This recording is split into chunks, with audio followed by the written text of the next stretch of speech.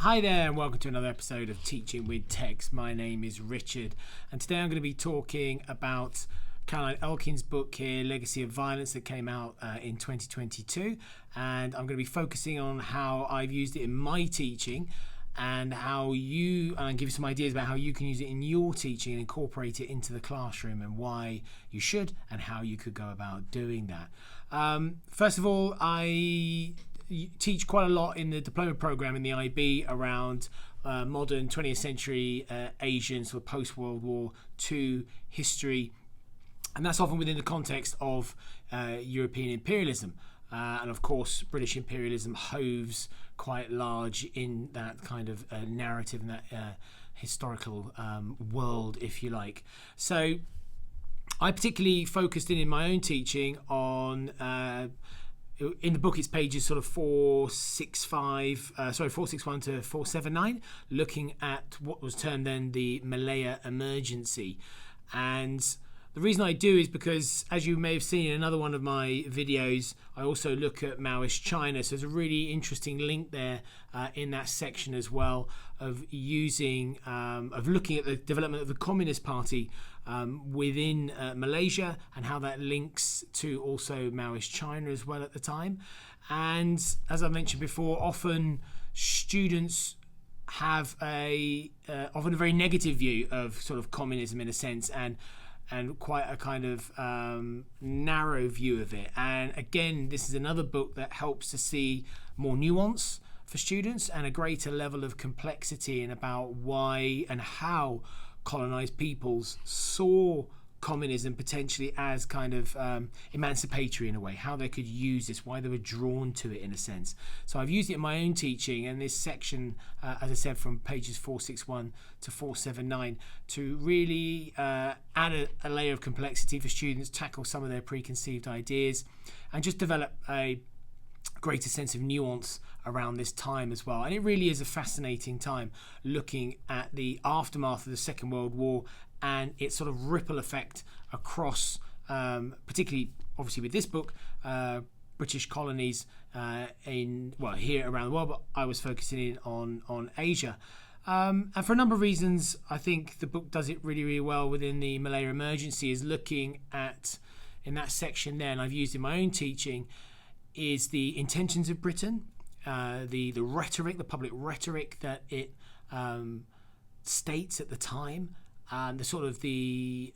closed dealings that go on with some of the leaders of the Malayan Communist Party, for example, and the development here within the broader shifting of the sort of the beginnings of the Cold War as well at that time, and sort of superpower relations as well, and how Britain sees itself within that. And again, what is a theme throughout the book actually, but again I use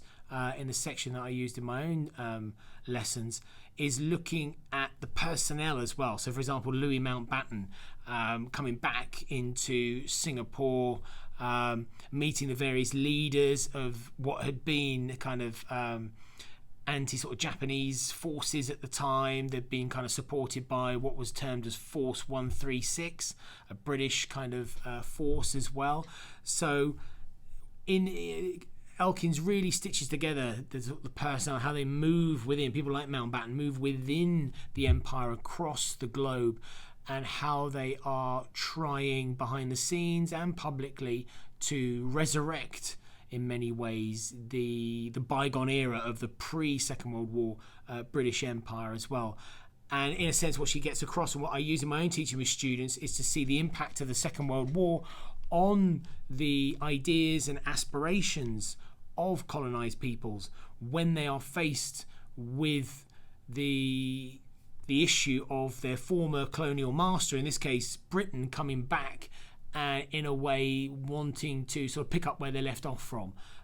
back before hostilities started, which obviously they don't want. And again, that sort of links back into me using with students this part of the book in looking at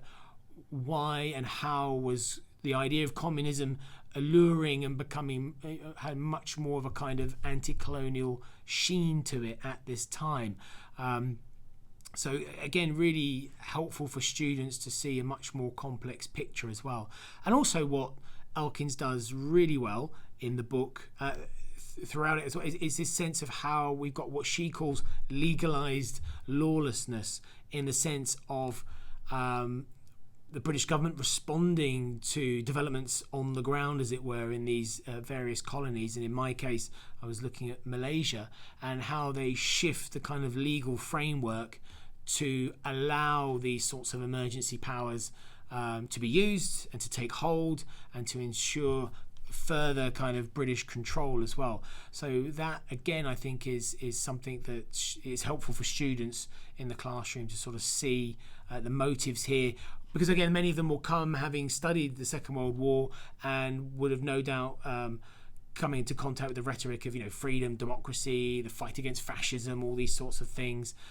But yet when we look at the post-war world, these ideals, the waters start to get muddied. And that again is very useful for students to see, so then they can build up a more complex picture.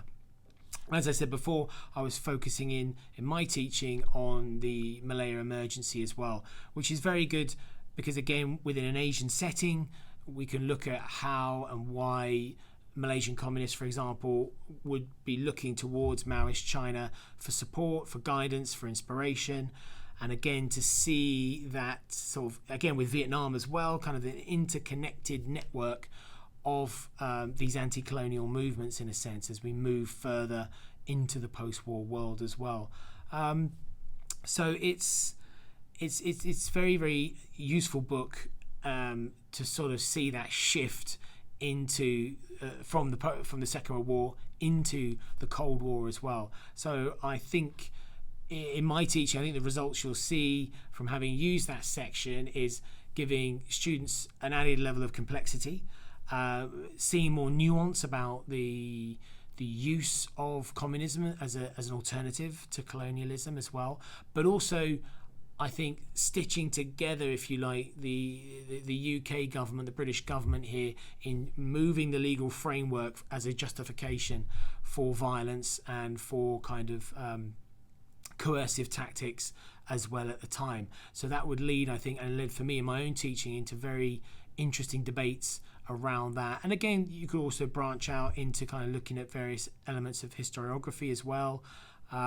Elkins in the section that I used talks about the British government producing reports in 1950, but tailoring them to suit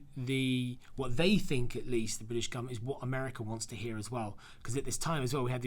also the added complexity of what we will now know as the Vietnam War. So that kind of emerging and happening, which again I think is really useful for students, which I found myself in my own teaching when presenting that to students, to add that